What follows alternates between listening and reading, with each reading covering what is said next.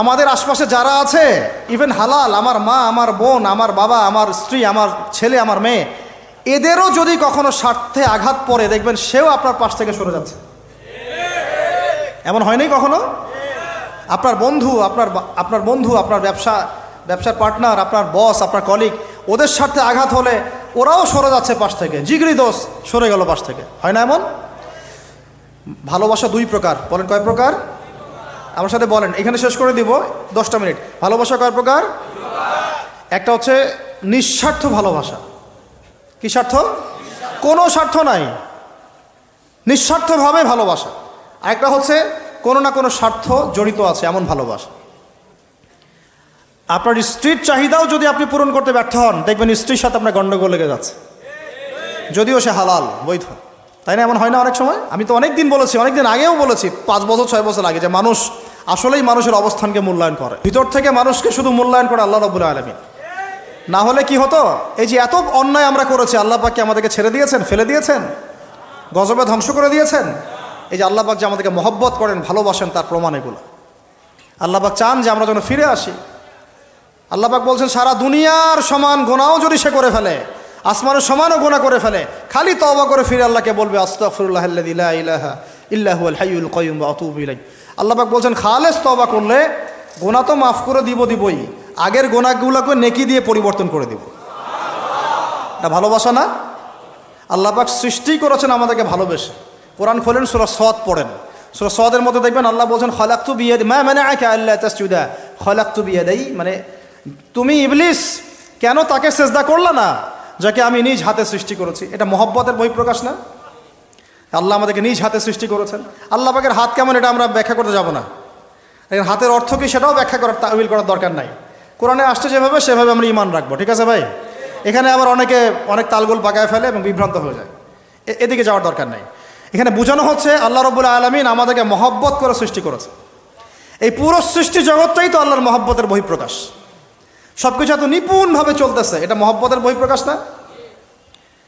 আমি আপনাদেরকে নিয়ে যদি কোনোদিন কক্সবাজারের সৈকতে তারা দেখাতে পারতাম, তাহলে আমি বুঝাইতে পারতাম আপনাদেরকে যে এই মহাবিশ্বটা ঠিকই আছে কীভাবে। তারার মধ্যে একটা গাণিতিক ক্যালকুলেশন আছে যেটা সবাই জানে না। যারা একটু অ্যাস্ট্রোনমি নিয়ে পড়াশোনা করেছে তারা জানে। আপনার মানে মাথার বিবেকই উল্টায় যাবে যে এত সূক্ষ্মভাবে কিভাবে আল্লাহ রাব্বুল আলামিন এই মহাবিশ্ব সৃষ্টি করলেন। এক চুল এদিক ওদিক হলে পুরো বিশ্ব কায়নাত ধ্বংস হয়ে যাইত। এটা কি আল্লাহ পাকের মহব্বতের বহিঃপ্রকাশ না? আল্লাহ পাক তো বরং বলেছেন পুরো সৃষ্টি পরিবারটাই আল্লাহর আহাল, আল্লাহর পরিবারের অন্তর্ভুক্ত। সুবহানাল্লাহ। এমনকি আল্লাহ পাক আমাদেরকে বলেছেন, তোমরা জমিনবাসীর সবার উপর রহম করো। ইরহামু মান ফিল আরদ ইয়ারহামুকুম মান ফিস সামা। তোমরা সবার উপর রহম করো, দয়া করো। দয়া, রহম এটা তো মহব্বতের একটা অংশ। তোমরা সবার উপর দয়া করো, রহম করো, মহব্বত করো। এটা কি হবে? তাহলে আল্লাহ পাক আসমানে যিনি আছেন, আল্লাহ পাক তোমাদের উপর রহম করবে ইনশাআল্লাহ। তা আমরা সেই মহান সত্তার ভালোবাসার থেকে বের হয়ে হারাম এই যৌন ভালোবাসার দিকে যাওয়ার চেষ্টা করেছি। আসলে এটা ভালোবাসা না, যৌনতা, এর দিকে যাওয়ার জন্য এইসব করছি। আল্লাহ পাক আমাদেরকে মাফ করে যেন হেদায়েত দান করেন। আল্লাহ পাক কত ভালোবাসেন এটা নিয়ে বলতে গেলে আজকে রাত শেষ হবে। দেখেন, আল্লাহ রাব্বুল আলামিন আদম আলাইহিস সালামকে সৃষ্টি করেছেন, করে সমস্ত নাম শিক্ষা দিয়েছে। নাম মানে হলো ইলম। নাম মানে কি? ভালো না বাসলে আল্লাহ পাক কাউকে সবচেয়ে সেরা কিছু দান করেন? সূরা ৩ আল্লাহ পাক কি বলেছেন? ওয়া তিন ওয়াজ জাইতুন, এগুলো শপথ করে, লাকাদ খালাকনাল ইনসানা ফি আহসানি তাকওয়িম। মানুষকে সবচেয়ে শ্রেষ্ঠ কাঠামো আল্লাহ পাক দিয়েছে, দেন নাই? তো কাউকে যদি মহব্বত না করা হয়, তাকে আপনি সবচেয়ে সেরাটা কি দিতে পারবেন? আল্লাহ পাক আমাদেরকে মহব্বত করেন, ভালোবাসেন, এবং আল্লাহ চান আমরাও যেন তাকে মহব্বত করি, তাকে ভালোবাসি। এবং আমরা যদি কাউকে ভালোবাসি, আল্লাহর জন্য ভালোবাসবো। কাউকে ঘৃণা করি, আল্লাহর জন্য ঘৃণা করব। মহব্বত আল্লাহর জন্য, ঘৃণাও কার জন্যে? আল্লাহর জন্য। আল্লাহ পাক সমস্ত ইলম শিক্ষা দিলেন। এটা কি ভালোবাসার বহিঃপ্রকাশ না? নূহ আলাইহিস সালামের কওম দীর্ঘদিন আল্লাহর কথা শোনে না। আল্লাহ পাক সবর করলেন, ধৈর্য ধরলেন, গজব দিলেন না, শেষ পর্যায়ে গিয়ে আযাব দিয়েছেন। এই যে আল্লাহ পাক সুযোগ দেন, সময় দেন, এটাকে আল্লাহ পাকের ভালোবাসা, দয়া না? এরকম প্রত্যেকটা কওমের ক্ষেত্রে হয়েছে। আমি তো ফিল করলাম এই ভালোবাসা নিয়ে ঘাটাঘাটি করতে গিয়ে যে আসলে আল্লাহ পাক যে আমাদেরকে সবচেয়ে বেশি মহব্বত করেন, তার সবচেয়ে বড় নিদর্শন কি জানেন? আমাদের কাছে আল্লাহ রাব্বুল আলামিন আল কোরআনের মতো কিতাব নাজিল করেছেন, আর আমাদেরকে আল্লাহ পাক নবী মুহাম্মদ সাল্লাল্লাহু আলাইহি ওয়াসাল্লামের উম্মত বানাইছেন। আল্লাহ পাক যে নবী মুহাম্মদ সাল্লাল্লাহু আলাইহি ওয়াসাল্লামকে এই দুনিয়াতে পাঠিয়েছেন না, এটাই সবচেয়ে বড় মহব্বত, সবচেয়ে বড় রহমত। কারণ তার সুন্নতে এমন কিছু নাই যেটা আপনি খুঁজে পাবেন না। আর তিনি আমাদেরকে যে মহব্বত করতেন, মুহাম্মদ সাল্লাল্লাহু আলাইহি ওয়াসাল্লাম আমাদেরকে যে মহব্বত করতেন, তিনি আমাদেরকে বলতেন যে আমরা তার ভাই। আমরা তার কি ভাই? মানে কি মায়ের পেটের ভাই? এটা বোঝানো হয় নাই। একটা হাদিসে তিনি বলেছেন আমি তো পিতৃতুল্য। তার মানে কি সত্যি সত্যি বাবা সন্তানের সম্পর্ক? রুহানি পিতা। তিনি কি ইমাম নন? তিনি ইমাম, তিনি নেতা, তিনি আমাদের শিক্ষক, তিনি নবী।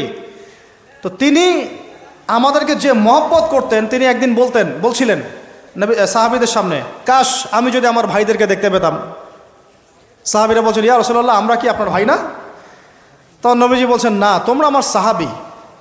আমার ভাই তারা যারা আমাকে না দেখেই আমার প্রতি ঈমান নিয়ে আসবে। প্রত্যেক নবীকে আল্লাহ পাক একটা দোয়া করার চান্স দিয়েছে। কয়টা ভাই? এমন একটা দোয়া যেটা করলে আল্লাহ পাক কবুল করবেনই করবেন। করলে আল্লাহ পাক কি করবেন? অবশ্যই কবুল করবেন।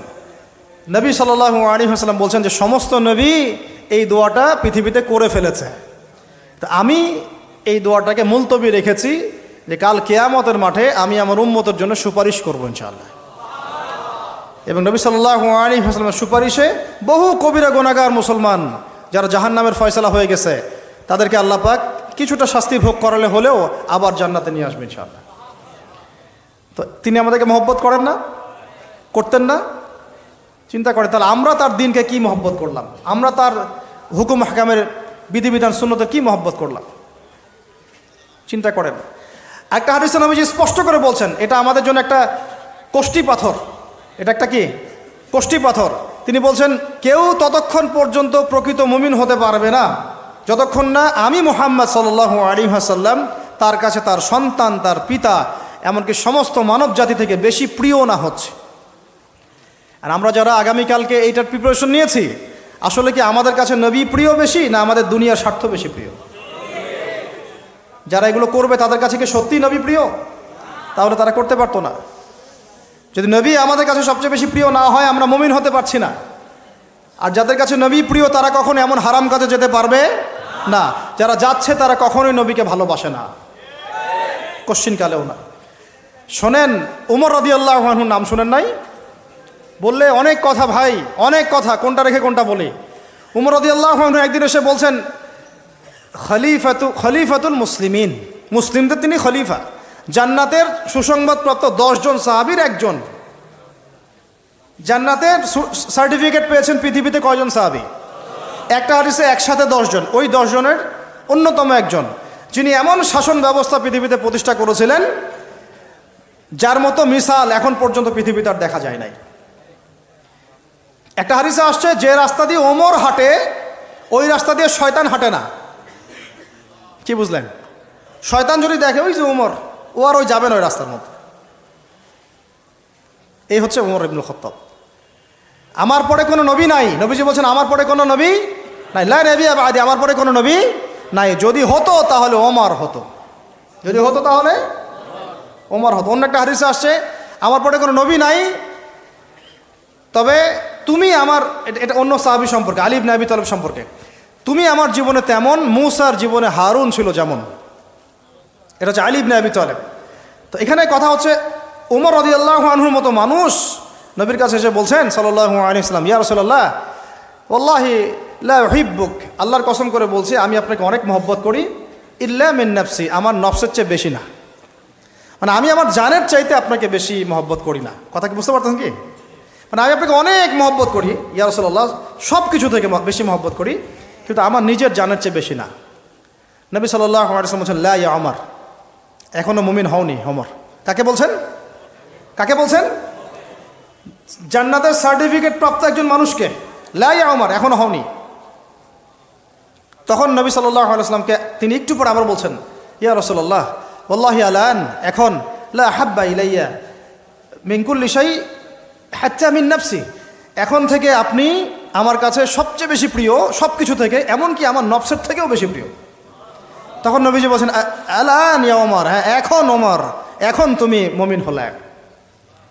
তাহলে যারা আমরা নবীর সুন্নতের খেলাফ এইসব অপসংস্কৃতি, নোংরামি, জেনা, ব্যভিচার, কনসার্ট, নাটক, সিনেমা, পরকিয়া, এইসব তথাকথিত ভালোবাসা দিবস, এই জেনা দিবসগুলো পালন করছি, আমরা কি আসলেই নবীকে ভালোবাসি? আমরা কি সত্যি আল্লাহকে ভালোবাসি? আল্লাহ পাক আমাদেরকে বোঝার তৌফিক দান করেন না, জাহিলিয়াত থেকে ফিরে আসার তৌফিক দান করেন। এরকম প্রচুর ঘটনা। ভালোবাসা তো এগুলোর নাম। ভালোবাসা কাকে বলে জানেন? সাহাবীরা বাসায় যেতেন, আবার দৌড় দিয়ে আসতেন নবী সাল্লাল্লাহু আলাইহি ওয়াসাল্লামের চেহারাটা একটু দেখার জন্য। এটা নাম ভালোবাসা। আপনারা যদি ওমরা করতে যান, হজ করতে যান, দেখবেন বারবার আপনার নবীর রওজায় গিয়ে সালাম দিতে মন চাইবে, যে আরেকবার দেখা করে আসি, আরেকটু দেখা করে আসি, আরেকবার সালাম দিয়ে আসি। ভালোবাসা কোনো স্বার্থ আছে এখানে? নবী সাল্লাল্লাহু আলাইহি ওয়াসাল্লাম কি আমাদের কাছে কোনো স্বার্থ দাবি করেছেন? আল্লাহ করেছেন। এগুলো ভালোবাসা। এই ভালোবাসা হলো প্রকৃত ভালোবাসা। আর এগুলো যেটা চলছে এটা হচ্ছে যৌনতা। এগুলো কি চলছে? যৌনতা। ভালোবাসার নাম দিয়েছে এখন যৌনতা। এগুলো ভালোবাসা না, এগুলো পাশবিকতা, প্রবৃত্তির দাসত্ব। প্রবৃত্তি মানে মন যা চাই তাই করতে চাচ্ছেন। আপনার মন চাইছে একটা মেয়ের সাথে রাত কাটাবেন, এটাকে আপনি ভালোবাসা নাম দিলেন, কিন্তু এটা হচ্ছে ভালোবাসা না, এটা কি প্রবৃত্তি, পশুত্ব, দাসত্ব, পশুত্বের দাসত্ব করছেন। আল্লাহ পাক আমাদেরকে কথাগুলো বোঝার তৌফিক দান করে। এরকম সাহাবীরা কত ত্যাগ করেছেন। তালহা রাদিয়াল্লাহু আনহুর নাম শুনেন না অনেকেই। নবী সাল্লাল্লাহু আলাইহি ওয়াসাল্লাম উহুদ যুদ্ধের দিন সংকটময় একটা অবস্থায় ছিলেন। তালহা রাদিয়াল্লাহু আনহু একা নবী সাল্লাল্লাহু আলাইহি ওয়াসাল্লামকে ঢাল হিসেবে পিঠ পেতে দিয়ে আসেন, উনার দিকে কোনো তীর যেন আসতে না পারে। শেষে দেখা গেল তার গায়ের মধ্যে 40 থেকে 50টা তরোয়ারের আঘাত আছে, তীরের খোঁচা আছে, বর্ষার খোঁচা আছে। এই অবস্থায় তিনি নবীকে কাঁধের মধ্যে নিয়ে উহুদ পাহাড়ে উঠেছেন নবীকে সেভ করার জন্য। এটা ভালোবাসা। এটা কি? কোন স্বার্থে? কিসের স্বার্থে? দুনিয়ার স্বার্থে? জান্নাতের স্বার্থে। একজন সাহাবী বাড়ি নির্মাণ করেছেন, তো নবী সাল্লাল্লাহু আলাইহি ওয়াসাল্লাম দেখে একটু খালি মানে হয় না, তুমি কার বাড়ি এটা? বললেন আচ্ছা অমুক সাহাবীর বাড়ি। নবীজি একটু ভ্রু কুঞ্চিত করলেন, পছন্দ করলেন না, কিছু মুখে বলেন নাই, মুখে কিছু বলেন নাই, খালি একটু অসন্তুষ্ট হয়েছেন, এক্সপ্রেশন দেখতে বোঝা যাচ্ছে। তখন ওই সাহাবীকে জানানো হলো, তোমার বাসার সামন দিয়ে তো আল্লাহ নবী সেদিন হেঁটে গেলেন, তারপরে আমার বাসা দেখে, তোমার বাসা দেখে আল্লাহ নবী সাল্লাল্লাহু আলাইহি ওয়াসাল্লাম একটু অসন্তুষ্টি প্রকাশ করেছিলেন, মুখে কিছু বলেন নাই, এক্সপ্রেশন ছিল একটু অসন্তুষ্টিমূলক। 3 দিনের মধ্যে সেই বাড়ি ভেঙে গুড়িয়ে দিয়েছেন। যেই বাসা দেখে আল্লাহ নবী সন্তুষ্ট হন না, আমি বাসা রাখবই না। ভালোবাসা কিসের জন্যে? কার জন্যে? কার স্বার্থে বলেন? আল্লাহর জন্যে, জান্নাতের জন্যে, আল্লাহর স্বার্থে, আল্লাহর জন্যে। কতগুলো বলে শেষ করবো আপনাদেরকে। সাদ বিন আবি ওয়াক্কাস রাদিয়াল্লাহু আনহু উহুদ যুদ্ধদিন এইরকম করে তীর নিক্ষেপ করছেন। আল্লাহ নবী বলছেন, ইয়া সাদ, হে সাদ, তীর ছুড়ো, তোমার জন্য আমার পিতামাতা কুরবান হোক। আশপাশে 9 জন ছিল, তার মধ্যে একজন করে শহীদ হতে শেষে 2 জন বেঁচে থাকলো, সাদ বিন আবি ওয়াক্কাস, তালহা বিন ওবাইদুল্লাহ রাদিয়াল্লাহু আনহু। এগুলো তারা কেন করেছেন? ভালোবাসার জন্যে। ভালোবাসা এগুলোর নাম। কতগুলো বললে শেষ করবো আপনাদেরকে বলেন। নবী সাল্লাল্লাহু আলাইহি ওয়াসাল্লামের কাছে একজন সাহাবী আসেন ইসলাম কবুল করতে এসে হাতের মধ্যে কিছু বালা আংটি থাকে না, এগুলো ছিল, এগুলো খুলে ফেলে দিয়েছেন নবী সাল্লাল্লাহু আলাইহি ওয়াসাল্লাম, খুলে ফেলে দিয়েছেন। তো একটা খুব দামি সোনার আংটি ছিল, ফেলে দেওয়ার পরে অনেকে বলছে তুমি তো এখন মুসলিম হয়েছো, ইসলাম কবুল করেছো, তো আচ্ছা ঠিক আছে, ওইটা না হয় নবীজি পড়তে নিষেধ করেছেন, তুমি ওইটা নিয়ে বিক্রি করে দাও, বিক্রি করে না হয় ওই টাকা দিয়ে অন্য কিছু করো। উনি বলছেন কখনো না, আমার হাত থেকে আল্লাহ নবী খুলে একটা জিনিস ফেলে দিয়েছেন, আমি সেটা আবার নিতে যাব? কিসের জন্য এগুলা? এটা ভালোবাসা, মুহাব্বত। আল্লাহ পাক এটাই কোরআনে বলছেন যে কুল, হে নবী আপনি বলে দিন, ইন কুনতুম তুহিব্বুন আল্লাহ, তোমরা যদি আল্লাহকে মহব্বত করেই থাকো, আল্লাহকে সত্যিকার অর্থে ভালোবেসেই থাকো, ভালোবাসার দাবি করেই থাকো, ফাত্তাবিউনি, তাহলে নবীর আনুগত্য করো, ইউহিব্বুকুমুল্লাহ, তখন আল্লাহ তোমাদেরকে ভালোবাসবেন, ওয়া ইয়াগফির লাকুম যুনুবাকুম, তোমাদের সব গুনাহ আল্লাহ মাফ করে দিবেন, আল্লাহু গফুরুর রহিম। এই হলো ভালোবাসা। ভালোবাসা মানে কি? ভালোবাসা মানে হচ্ছে আসসামু ওয়া তাআ, আমি নবী এবং আল্লাহ এবং তার রাসূলের কথা শুনবো এবং আনুগত্য করব, শুনবো এবং এর নাম ভালোবাসা। শুনবো, আনুগত্য করব, তাহলে আমরা কি শুনবো, কি আনুগত্য করব? আমাদেরকে প্রথমে কোরআন পড়তে হবে, কোরআনের অনুবাদ জানতে হবে, কোরআন অনুযায়ী জীবন করতে হবে, 5 ওয়াক্ত নামাজ পড়বো ইনশাল্লাহ, হালাল খাবো, জাকাত দিব, রমজানে সম রাখবো, নবীর সুন্নাহ অনুযায়ী জীবনযাপন করব এবং সুন্নাহ বিরোধী, কোরআন বিরোধী, ইসলাম বিরোধী কোনো কাজে আমি লিপ্ত হব না। এই তো ভালোবাসা। এই ভালোবাসা যদি বহিঃপ্রকাশ ঘটাতে আমরা ব্যর্থ হই, নিজেও ধ্বংস হব, পরিবারও ধ্বংস হবে, আমাদের পরের প্রজন্মও ধ্বংস হবে, সমাজও ধ্বংস হয়ে যাবে। আমরা নবী সাল্লাল্লাহু আলাইহি ওয়াসাল্লামের শেখানো রাস্তার বাইরে যাব না ইনশাআল্লাহ। আমরা আল্লাহ রাব্বুল আলামিনের মহব্বত শুধু মুখে দাবি করবো এমন না, কাজে প্রমাণ করবো ইনশাআল্লাহ। আমরা তার রাসূলের মহব্বত শুধু মুখে দাবি করব না, কাজে প্রমাণ করবো ইনশাআল্লাহ।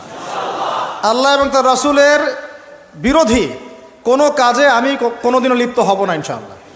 আমাদের ইয়াংদের মূল প্রবলেম এটা, একটা সামনে কিছু দেখলেই দৌড় দেওয়া শুরু করো, আর দাঁড়াও রে ভাই, দেখো এটা কার, কোত্থেকে আসছে, এর সাথে আমাদের কোনো সম্পর্ক আছে কিনা, এটা আমাদের সংস্কৃতি কিনা, এটা করলে আল্লাহ আবার আমাকে ধরবে কিনা, রাসূল আবার আমার উপর রাগ হবে কিনা কিয়ামতের মাঠে, আমার আমল নামে আবার গোনা জমাবে কিনা, এগুলো হিসাব আমি কেমন করে দিব, এই চিন্তা করতে হবে না?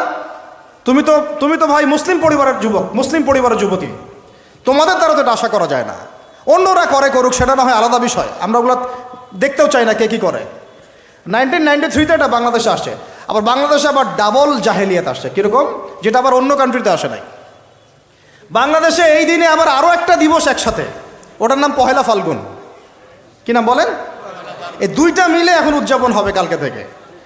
তো এই উদযাপন করতে আপনাদের সাগর পারে সব ভিড় জমায় ফেলছে, হোটেল সব বুকড, 3 গুণ 4 গুণ ভাড়া। মাশাআল্লাহ, আপনারাও তো যারা হোটেল মালিক আছেন এই সুযোগ লুফে নিচ্ছেন। হ্যাঁ, ব্যবসা বেশি হবে, তারপরে খাওয়া দাওয়ার হোটেলের প্রাইস বেশি হবে। শোনেন, একটা হারামকে কেন্দ্র করে যা কিছু অর্জন করবেন সব হারাম। একটা হারামকে কেন্দ্র করে যা কিছু অর্জন করবেন আপনি সবই হারাম। বরং এখন আপনার বলা উচিত ছিল, ইমানদার হলে আমার হোটেল আজকে বন্ধ, আমি এই দিবস উপলক্ষে ভাড়া দিই না। সাগরের সামনে তারা এগুলো করতেছে, সাগরের এক একটা ঢেউ এটা সাক্ষী থাকতেছে। এই সাগরের এক একটা ঢেউ, যে ঢেউ আল্লাহর হুকুমে আসে, আল্লাহর হুকুমে চলে। আপনি ইমানদার মানুষ, আল্লাহর বান্দা, আল্লাহর মুমিন বান্দা, আপনার জন্য আল্লাহ সাগরের তলদেশে অসংখ্য নিয়ামত রিজিক দিয়ে দিয়েছেন, আমাদের জন্য দিয়েছেন, ওকে আমাদের অনুগত করে দিয়েছেন। দাঁড়ান আপনি তার সামনে, ও বিনয়ের সাথে আপনার পা ধুয়ে দিবে। সাগর বিনয়ের সাথে আপনার কি করবে? পা ধুয়ে দিবে। আর এই সাগরকে আল্লাহ যদি কোনোদিন বলেন এইখানে এরকম এই অশ্লীলতা হয়েছে, বেহায়াপনা হয়েছে, জেনা হয়েছে, ব্যভিচার হয়েছে, সমকামিতা হয়েছে, এই সাগর তুমি এই সমস্ত এলাকাবাসীকে ধ্বংস করে দাও, কি করবেন সেদিন? ঠেকাতে পারবেন? আমি কাউকে সন্তুষ্ট করার জন্য কথা বলছি না, আর কারো অসন্তুষ্টির পরও আমি করছি না। যেটা হক সেটা আমাকে বলতে হবে, কারণ যদি আমি না বলি ওই গজব আসলে আমি সদ্য ধ্বংস হয়ে যাব। আল্লাহ পাক চাইলে এক দিনের মধ্যে এমন সুনামি দিতে পারেন, পুরা কক্সবাজার কেন বাংলাদেশ পানির তলে চলে যেতে পারে। এই জায়গাকে বেছে নিছে এই জেনা দিবস পালন করার জন্য। চিন্তা করেন কার ক্যারেক্টার, কার আদর্শ এটা ফলো করতেছে। আল্লাহ পাক কোরআনে বলেছেন, লাকাদ কানা লাকুম ফি রাসূলিল্লাহি উসওয়াতুন হাসানা, তোমাদের মধ্যে আল্লাহর নবী মুহাম্মদ সাল্লাল্লাহু আলাইহি ওয়াসাল্লামের মধ্যেই আছে সর্বোত্তম আদর্শ। আর এই দিবস পালনের মধ্য দিয়ে আপনারা ওই সেন্ট ভ্যালেন্টাইন্স ওর আদর্শ ফলো করতেছে। বলি নাউযুবিল্লাহ।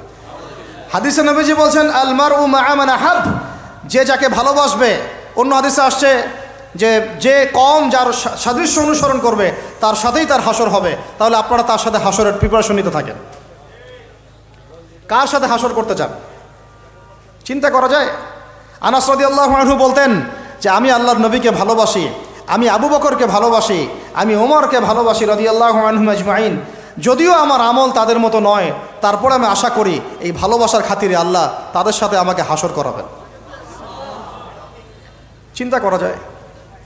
আজকে একটা হাদিস পড়ছিলাম যে কিয়ামতের মাঠে শহীদরা পর্যন্ত ঈর্ষান্বিত হবে, নবীরা ঈর্ষান্বিত হবে একদল মানুষকে দেখে, যে আল্লাহ পাক তাদেরকে নূর দিবেন, চেহারা আলোকিত হয়ে থাকবে। তারা শহীদ হয় নাই, তারা নবীও ছিল না, বরং তারা তাদেরকে দেখে ঈর্ষান্বিত হবে।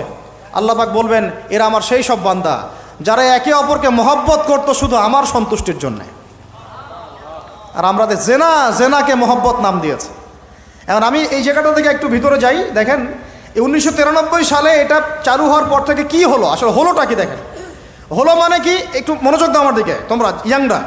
যখন এটা লাইসেন্স পেয়ে গেল, পৃষ্ঠপোষকতা পাচ্ছে, তখন আসলে হচ্ছেটা কি? একটা জিনিস লাইসেন্স ছিল না, পৃষ্ঠপোষকতা ছিল না, মানুষ অল্প কিছু মানুষ করতো, সেটা আলাদা বিষয়। আর যখন একটা বিষয়ে মানে আপনি ঢাকঢোল পিটায়ে উদযাপন করতেছেন, তখন এটা একটা কি পেয়ে যায়, একটা আনুষ্ঠানিকতা পেয়ে যায়, একটা লিগালাইজড হয়ে যায় জিনিসটা। মনে হয় যে ওটাই মনে হয় করণীয়, ওটা যারা করছে না ওরাই মনে হয় ব্যাকডেটেড, এমন হয়ে যায় বিষয়টা। হলো কি তারপরে হলো ছেলে মেয়েদের ফ্রি একটা মিক্সিং শুরু হয়ে গেল।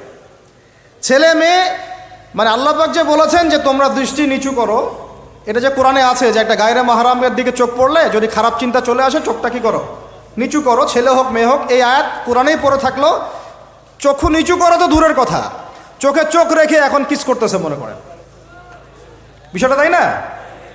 কথা কি বুঝতে পারেন? আল্লাহ পাক কোরআনে বলছেন, আমি শর্ট করে বলতেছি যেটা আপনাদের টাইমটাও মানে একটা ফ্যাক্ট, আপনারা বাসায় গিয়ে পড়ে দেখবেন। আল্লাহ পাক কোরআনে বলেছেন ওয়ালা তাকরাবা হাযিহিশ শাজারা, একটু বোঝার চেষ্টা করেন। এই কথাটা আল্লাহ পাক বলেছেন আমাদের পিতা এবং মাতাকে, আদম আলাইহিস সালাম এবং হাওয়া আলাইহিস সালামকে। দেখো তোমরা জান্নাতের সব জায়গায় ঘোরো, খাও, কোনো সমস্যা নাই। ওয়ালা তাকরাবা হাযিহিশ শাজারা, এই গাছে উঠবা না, কথাটা এমন না। এই গাছের পাতা ধরবা না, কথাটা এমন না। এই গাছের ফল টান দিও না, কথাটা এমন না। এই গাছের ছায়ায় বসিও না, কথাটা এমন না। আল্লাহ পাক বলছে ওয়ালা তাকরাবা, এই গাছের কাছেও, আরো জোরে বলেন, এই গাছের কাছেও যেও না। ফল খাওয়া তো দূরের কথা, গাছে উঠা তো দূরের কথা, গাছের নিচে বসা তো দূরের কথা, কাছেও সেম কথা আল্লাহ পাক সূরা বনি ইসরাঈলের মধ্যে বলছেন ওয়ালা তাকরাবুজ জিনা, তোমরা জেনার কাছেও। বলা হয় নাই যে তুমি দেখা সাক্ষাৎ করো না, ভ্যালেন্টাইন্স ডে পালন করো না তথাকথিত, তুমি ওর হাত ধরো না, তুমি ওর দিকে খারাপ নজরে তাকিও না, তুমি ওকে কিস করো না, তুমি সব করো কিন্তু মানে বিশেষ কাজটা করো না, তার সাথে অন্তরঙ্গ মিলিত হয়েও না, এগুলো বলা হয়নি। কি বলা হচ্ছে? ওর কাছেও। আর আমরা এখন কাছে যেও না আল্লাহ কোরআনে বলেছেন, আর সমাজ বলতেছে এটাই হলো কাছে আসার গল্প। এটা কি কাছে আসার? তাহলে কোরআন একদিকে যাচ্ছে, সুন্নাহ একদিকে যাচ্ছে, আপনার ইসলাম একদিকে যাচ্ছে, আল্লাহ একদিকে, রাসূল একদিকে, সমাজ। তাহলে নিঃসন্দেহে এই সমাজের উপর আল্লাহর বরকত নাজিল হবে, আল্লাহর রহমত আসবে। এটা বোঝার চেষ্টা করেন। এরপরে কি হলো 93 পর থেকে ফ্রি মিক্সিং বেড়ে গেল। এখন দিবস পালন, আপনি তো পরিবারের পিতামাতাও মেনে নিচ্ছে যে আরে এটা তো ছেলেমেয়েরা এখন করেই, সমস্যা কি? ফ্রি মিক্সিং বেড়ে গেল, ফ্রি মিক্সিং বাড়া মানেই জেনা বাড়া। এখন অবৈধ সম্পর্ক বেড়ে গেল, কেউ এটাকে জেনা মনেই করবে না। জেনা হয়ে গেল সহজ, একদম সহজ। যেই জেনার কারণে সমাজে এমন মহামারী নেমে আসে, এমন রোগ নেমে আসে যেটা আগে কখনো ছিল না। কে টিকতে পারছে? ফেরাউন টিকতে পারছে? নমরুদ টিকতে পারছে? কে টিকতে পারছে পৃথিবীতে? আদ জাতি, সামুদ জাতি, কওমে নূহ, কওমে শুআয়ব, কে টিকতে পারছে? এখনকার নব্য যারা ফেরাউন, নব্য নমরুদ, নব্য আবু জাহেল, এরাও টিকতে পারবে? কোশ্চিনকালেও না। দেখেন তারপরে ফ্রি মিক্সিং বেড়ে গেল, প্রেমিক প্রেমিকা কপতি যুগল বিনিময়, যুগলবন্দি হচ্ছে। তারপরে জেনা বেড়ে গেল, পরকীয়াও বেড়ে গেল। জেনাও বেড়ে গেল, পরকীয়াও বেড়ে গেল। অথচ কোরআন বলছে জেনা করলে কোরআনের শাস্তি হচ্ছে 100 বেত্রাঘাত দিতে হবে। কতটা? আর ওইটা আপনি দিবস পালন করতেছেন এখন। আল্লাহ বলছেন এটা করলে 100 বেত্রাঘাত, আর 1 বছরের জন্যে ওই এলাকা থেকে নির্বাসন। এটা কোরআন বলছে, সূরা নূরের আয়াত 2 নম্বর 3 নম্বর আয়াত। এটা বলছে কোরআন, কথা বলছে এটা। আর সমাজ বলতেছে আসো কাছে আসার গল্প, আরও জেনা করো। আল্লাহ বলছেন কাছেও যেও না, আমি বলছি এটাই কাছে আসার গল্প। এরপরে বাড়লো পরকীয়া, এর সাথে আরও বিভিন্ন সিরিয়াল, হিন্দি সিরিয়াল, এইটা স্টার জলসা, জি বাংলা দেখে দেখে আমাদের একদম মাথাটা খারাপ হয়ে গেল আর কি। বাসায় বউ, বাইরে আরও 3-4টা, বাসায় স্বামী, বাইরে 3-4টা। এই সমস্যাটা রেয়ার না, অনেক বেশি ঘরে ঘরে ঢুকছে এটা এখন। এই হলো আমাদের অবস্থান। এরপরে আমরা দাবি করতেছি আমরা মুসলমান, আমরা মানে মরার সাথে সাথেই জান্নাতে চলে যাবো, নাউযুবিল্লাহ। চিন্তা করা যায়? আমরা দাবি করতেছি আমরা মুহাম্মদ সাল্লাল্লাহু আলাইহি ওয়াসাল্লামের উম্মত, আমরা তার হাতে হাউজে কাউসারও চাই, তার সুপারিশও মানে প্রত্যাশা করি, আর পুরো জীবনটা উপর থেকে নিচ পর্যন্ত তার বিরুদ্ধাচরণ করে চালাচ্ছে। এটা আমাদের দেশে 1993 থেকে শুরু হলো। ভালোবাসা মানে কি? স্বার্থ ত্যাগ করে তার স্বার্থ দেখা, তাই না? সম্মান। ভালোবাসার ডেফিনেশন কি? ভালোবাসা মানে কি? আমি আমার ওয়াইফকে ভালোবাসি, তার মানে কি আমি তার ইজ্জতের জিম্মাদার, তার দিকে চোখ তুলে কেউ খারাপ চোখে তাকাতে পারবে না। ভালোবাসি আমি তাকে, সে আমার, আমি তাকে অন্যের সামনে শো করতে পারবো না, সে আমার। ভালোবাসা মানে আমি তাকে বিশ্বাস করি, আমি তাকে কি করি? বিশ্বাস করি, তার প্রতি আমার আত্মবিশ্বাস আছে, কনফিডেন্স আছে। ভালোবাসা মানে আমি তাকে সম্মান করি, আমি তার সম্মান বুঝবো। এরা ভালোবাসা সংজ্ঞা দিল, ভালোবাসা মানে হলো যৌনতা। ভালোবাসা মানে জাস্ট সেক্সুয়াল রিলেশনশিপ, আর কিচ্ছু না। এরা যদি একে অপরকে সত্যি ভালোবেসে থাকে, তাহলে আগামীকাল এদেরকে বলেন যে জেনা মুক্তভাবে বিয়ে করে ফেলো দেখি, এদের মধ্যে 80% এটা করবে না। কারণ তাহলে ভালো যদি এতই বাসো, তা হাতটা ধরিও না তুমি। আল্লাহ পাক হাত ধরতে নিষেধ করছেন। তুমি পরিবারের মাধ্যমে প্রস্তাব পাঠাও, মোহর ফিক্স করো, করে বিয়ে করো। ভালোবাসো যদি, তাহলে তাকে নিয়ে সন্তুষ্ট থাকো, তার সম্মানবোধ রক্ষা করো, তার দায়িত্ব নাও। তার কি নিবা? দায়িত্ব নাও। ভালোবাসার ডেফিনেশন চেঞ্জ করেছে এরা। একটা মেয়েকে ভালো তুমি যদি বেশেই থাকো ছেলেটাকে, তাহলে তুমি তার সাথে কিভাবে এভাবে হারাম জেনায় লিপ্ত হতে পারলা? তোমার তো বলা উচিত ছিল যে আমি একজন মুসলিম মেয়ে, আমি এসব জেনাতে যাব না। আমাকে যদি আপনি পছন্দ করেই থাকেন, আমার বাবার কাছে প্রস্তাব পাঠান। সিম্পল। এরপর পরিবারের মাধ্যমে আহাদ হবে, তারপরে আমরা আক্ত হবে, সেখানে আমাদের মোহর থাকবে, সাক্ষী থাকবে, আল্লাহর কালিমা সাক্ষী রেখে আমরা বিয়ে করে ফেলব। এইগুলোর মধ্য দিয়ে ভালোবাসার ডেফিনেশন চেঞ্জ করে দেওয়া হলো। ভালোবাসার মানে যেটা ছিল সম্মান, ওটার নাম হয়ে গেল এখন যৌনতা। যৌনতা ছাড়া কোনো কিছুতে তারা এখন বিশ্বাসী না। এই হোটেলে যে যৌনতাগুলো হবে, আপনারা প্রত্যেক মালিকের জিম্মাদার, বহন করতে হবে আপনাদেরকে। ভাবতেছেন আমি তো ভাড়া দিছি, ও কি করে করুক ভিতরে, না, আপনিও দায়ী আছেন। হিসাব আপনাকেও দেওয়া লাগবে, ও তো দিবেই, আপনাকেও দিতে হবে। যারা এটাকে পেট্রোনাইজ করেছে, যে চালু করেছে, ওকে নিয়ে আমি এখন চিন্তিত। এগুলো স্টাডি করতে গিয়ে যখন নামটা আমার মাথায় আসছে, আমার মানে কলিজাটাই কাঁপা শুরু করছে। একটা জিনিস হচ্ছে, আপনি একটা খারাপ কাজ নিজে করেন, মনে করেন নাউজুবিল্লাহ এক ভাই নিজে সুদ খায়, এটা তার ব্যক্তিগত পাপ, ঠিক আছে? এক ভাই ব্যক্তিগতভাবে গান শুনছে, ব্যক্তিগত পাপ। এক ভাই ব্যক্তিগতভাবে হয়তো কেউ নাউজুবিল্লাহ জেনা করেই ফেলছে, এটা তার কি? ব্যক্তিগত পাপ। আল্লাহর কাছে ইস্তেগফার করবে, তওবা করবে, আল্লাহ চাইলে মাফ করে দিবেন, পাপ গোপন করে দিবেন ইনশাআল্লাহ, তাই তো? এটা একটা সুরত। একটা সুরত কি? আমি সুদ নিজে খাইছি, আরও লক্ষ কোটি মানুষকে খাওয়াইছি। আমি জেনা নাউজুবিল্লাহ সে নিজে করছে, অন্য আরও লাখ লাখ মানুষ, যুবক যুবতীকে জেনাতে উৎসাহিত করতেছে। নিজে গান শুনছে, মানুষকে শোনাচ্ছে, নিজের মৃত্যুর পরেও সেই গান বাজতেছে। এটা হচ্ছে গুনাহে জারিয়া। এটা কি? গুনাহে জারিয়া। তাহলে একটা গোনা নিয়ে আদম আলাইহিস সালাম যদি এত বছর কান্নাকাটি করেন, ইব্রাহিম আলাইহিস সালাম কিয়ামতের মাঠে যদি বলেন আমি পারবো না সুপারিশ করতে, নূহ আলাইহিস সালাম যদি বলেন আমি পারবো না সুপারিশ করতে, ঈসা ইবনে মারইয়াম, মুসা আলাইহিস সালাম তারা পর্যন্ত বলবেন আমি আজকে আল্লাহ পাকের সাথে কথা বলার সাহস রাখি না। আর এই যারা গুনাহে জারিয়া চালু করে দিল, এদের কি অবস্থা? আল্লাহ পাক আলহামদুলিল্লাহ আমাদেরকে এই জাহিলিয়াত থেকে বের হয়ে আসার তৌফিক দিয়েছেন। এই শুকরিয়াটা আমরা আদায় করে কিয়ামত পর্যন্ত শেষ করতে পারবো না। আর আমাদের দায়িত্ব অন্য ভাইদেরকে ফেরানো, বোঝানো, শেখানো, জানানো। ইনশাআল্লাহ আল্লাহ চান তো এই প্রজন্ম ফিরে আসবে ইনশাআল্লাহ। এই কথাগুলো সবার কাছে প্রচার করবেন। সবচেয়ে বেশি ভালোবাসেন, মহব্বত করেন আমাদেরকে আমাদের রব। কে ভালোবাসে আমাদেরকে? আল্লাহ ছাড়া আসলে ভালোটা বাসেই বাকে। আমরা যে পবিত্র সম্পর্কের কথাও বললাম, এই যে স্বামী স্ত্রীর সম্পর্ক, স্বামী স্ত্রীর মধ্যে মহব্বত, পবিত্র সম্পর্ক, এটা হালাল, বৈধ। আল্লাহ পাক বৈধতা দিয়েছেন, কারণ আমাদের প্রবৃত্তির চাহিদা আছে। এই চাহিদা পূরণের জন্য আল্লাহ পাক আমাদেরকে হালালভাবে বিয়ে করতে বলেছেন। সমাজ বিয়েটাকে কঠিন করে ফেললো, আর জেনাটাকে সহজ করে ফেললো।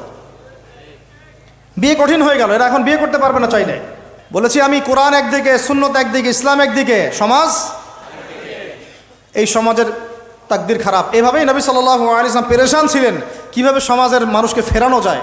আজকে আমরাও পেরেশান।